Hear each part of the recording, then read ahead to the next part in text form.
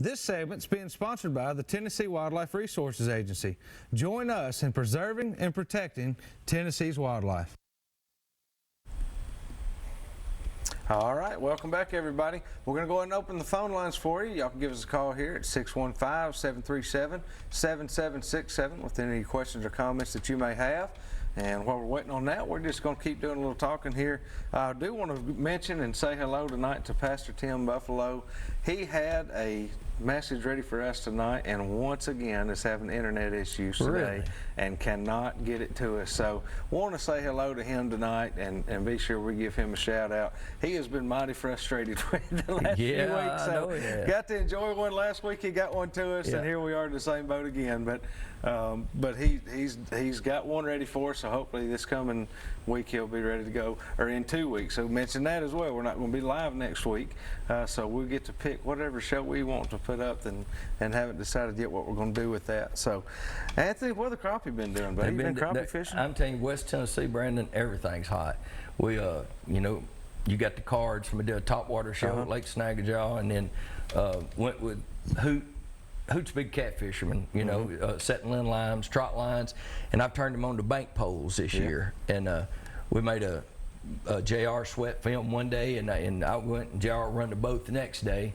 And we only caught 3 that day, but probably 20, 10, and about 4 pounds. Yeah. And but those bank poles on the Hatchie River, they're good for catching cat, big old yellows especially. But the crappie, bass, brim, I mean, you name it, everything is hot right now. Yeah, they're all biting. Yeah, matter of fact, today I told you, you know, Bill Dance had called me. I turned down a trip to. Yeah, I know. I've kind of felt good. I know. I turned down a trip to go fishing with Bill Dance. Come hang out with me. That's saying and then he said, well, can you go Saturday? But we got a funeral to go to. But next Wednesday or Thursday, I am hooking up with him. Oh, yeah. It's yeah, I'm going to see if I get him make a little bit of snippet video for us or something. Yeah, everything's on. I tell you, you're talking about all species being on at Dale the other night. The shad, I've never seen so many shad in my life. I mean, they've got more bait in Dale Holler right now, just around us all night. Well, they were crashing the rocks, you know, and it was dark. Well, we kept hearing this, you know, sploosh, sploosh, sploosh. It was in walleye. Them big walleye was in there, and man, they were jumping all up and down those rock faces, getting after them. And that's when one of them come up and bit you. Yeah, buddy. One of them got my whole spinner bait, took my line, spinner bait, and everything else I had, man. But the walleye were in there doing their thing, you know, getting in there pretty heavy. We got a caller here. Let's see if I can get this. Randy, how are you doing tonight? Hey, Brandon, could you tell me where that 103-pound catfish was caught and what he was using, if you could? 103-pound catfish? Do you know where it was caught at? I saw it. It was somewhere this way. I know that. But I cannot remember. They caught it on a rod and reel. I read part of it about it, but... it was somewhere up in Chattanooga. What's that lake up there? You would have Chickamauga around there, Tennessee River. I can't remember. But I knew it was Nickajack's not far from there. It was this part of the state. I don't think it was Nickajack. I don't believe it was. Chickamauga would be your closest one to Chattanooga. You know, Brandon, it was Nickajack. It was caught up in the creek at Nickajack. I can't think of the name of that creek. Okay. I was gonna say, yeah, we were at Nickajack Saturday. I don't know. There's all kind of creeks coming off that place, but I have not. I'll be perfectly honest with you. I have not heard about it. I didn't realize it was like 9 pounds shy of the state record, I believe. Well, I'll be darned. He had TWRA to come weigh it and all that. Yeah, I know That's a heck of a fish. So obviously, I don't know what he was using. I can tell you that the most success that my buddies have been having the last few weeks have been with night crawlers and shrimp. Now, they're not catching 103-pounders. They were probably using cut skipjack or something like that for that fish, I would imagine. But well, what I read was he did let that fish go. Yes, I've read that too. Yeah. Well, he'll be 104 pounds next time somebody catches him. 105. Thank you for calling tonight. I think he was bank fishing. Joe, how are you doing tonight? I'm doing good. How about yourself? Doing good. We appreciate you calling. How can we help you tonight? I was just calling concerning the question or the question the guy had about the 103-pound catfish. From the post I seen, it was caught on a creek feeding into Nickajack Lake. Yeah. Yeah, did you happen to hear what he caught it on or any other information like that? No, I didn't hear that, but I knew I seen it was a 12-pound test line that he was using. Yes, I did see that too. Well, I'll tell you what, that had must to be have been close a heck to a of line fight. class record too, at 12 Yeah, I pounds. was going to say it. As far as line class, it could Yes, be. it could be. I don't know. We'll have to look into that more. We will get more information on these fish. I'm going to make that my goal now the next couple of days. We'll find out more about it for next time. I hear that. It was the first time calling, thinking like y'all show. Yeah, well, we appreciate it very much. Thank you for calling. Have a great night. You too.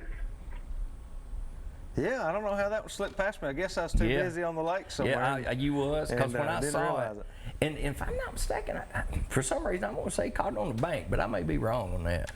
Well, we'll find But out. We'll 12-pound test. get some more info on that. I've caught a 52 on 6-pound test. Yeah. Took me an hour and 25 minutes. That's one of the questions I have about that one. Is I wonder how long it took him to get that joker in. I know it was over an hour. I did see that. It was Well, over I'll an tell you hour. what, that's a pretty good evening there. Yeah. Pretty good day. And people don't realize you fight a fish that long, your arms are like jello when you get through. It is. I have fought just a couple of fish that were anywhere near that size. Yeah, I'm talking 50 pound, not 103, but nonetheless, yeah, it will wear every muscle in your body out. You fighting that boat, one of the old Jack Crevalle, they ain't much good for eating. Man, they're fun to catch. And when I was with West Stone and Captain Bob down in Louisiana, we hung one of those, and I fought that joker for about, I don't know, close to 20 minutes, I guess, so not an hour. Yeah.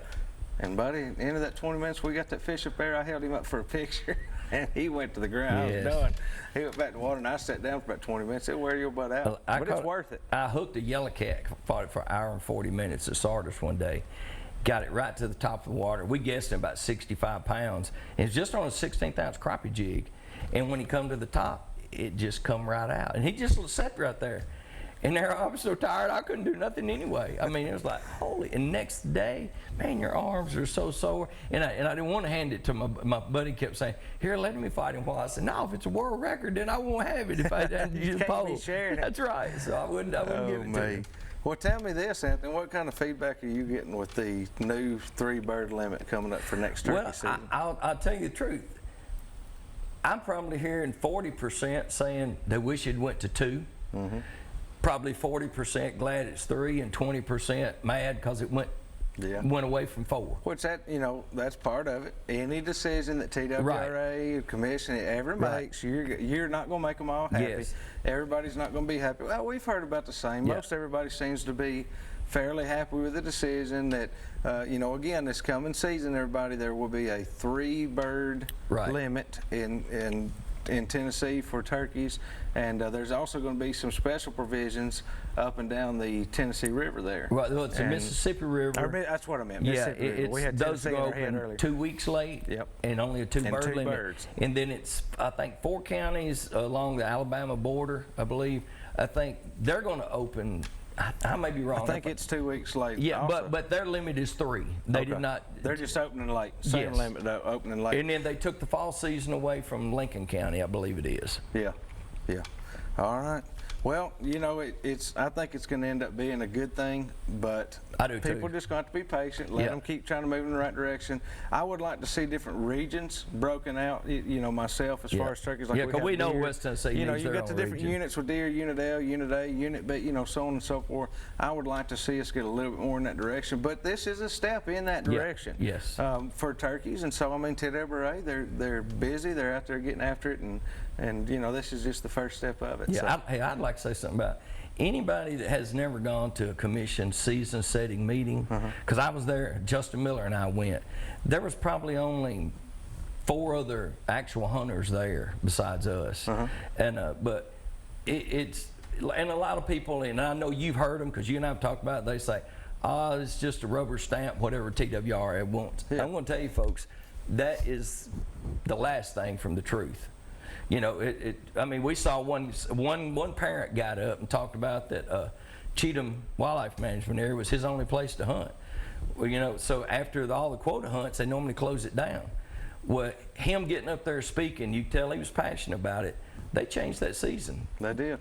And just I for mean, that, they got so, up so you know, spoke and- people that sit at home and say, you know, their mind's made up. I'm telling you, that is not true. Yeah, that's good to know. More and more people need to get involved in these you know, the meetings. commissioners have a tough job. It's not just because, I mean, they're all passionate about it, and you can tell. And when they put it up for a vote, you know, I mean, it's like, man, I don't want to make somebody mad, but you can. You're I mean, gonna make somebody yeah, but mad, they are voting from their heart. You That's know, right. even from the people on the commission. That's right. You know, TWRA can only make the recommendations. People got to realize TWRA does not make the seasons. Yeah, no, they just enforce it. Yeah, that's right. that's what They they enforce it. They They enforce give their it, manage the game. recommendations, and then the commission puts their twist on it. Yeah. And I'll be honest, I think it works pretty good that way. Well, Anthony, let's go on over and do this week's tip of the week. This week's tip of the week is being sponsored by Phoenix Custom Quality Rods. You guys can find them at phoenixrods.com or right here in the great state of Tennessee. Call my buddy Jim Brewer at 931-213-1455 and let him get one in your hands today. All right, the tip I got for all you guys this week, I spent the other night with Bobby Gentry going through my electronics on my boat, showing me all sorts of things on my GPS, you know, 'cause it's a new unit to me, and he already knew a lot about this particular unit. And in that evening, in a few hours' time, I learned a lot about that unit. But my tip is when you get, whether it might be a unit you've had a while and don't know much about it, or you've got a new boat, or you've bought a new unit, take some time to learn that unit. Take some time to ride around the lake, just cruise the water with it. Learn how to use it, learn how to read it, because once you know how to use it, it's going to be so much more useful to you than just knowing that it's telling you the depth and the water temperature and how to get back to the marina. And you see, know what I mean? And that's the thing on mine. That's kind of all I do until I went with Chad Allen on Kentucky Lake. That guy has got thousands of stake beds marked, you know, and knows how to get exactly from point A to point B. You know, and it's very impressive. You use those electronics to your advantage, and they're a lot more useful than even myself, than what I've ever put them to in the past. Bobby showed me things how to use. Well, you want to use this graph here and use your down scan here, and let me show you what you're looking at. And you know, you really learn how to read that thing, and you can pick up on stuff that before you might not have realized was there, that you were looking right at it. And people like that is real good to pick stuff up He'll from. show you I'm what's going to going tell on. you. Well, guys, we're going to take another quick break. When we come back, we'll have some more Southern Woods and Waters.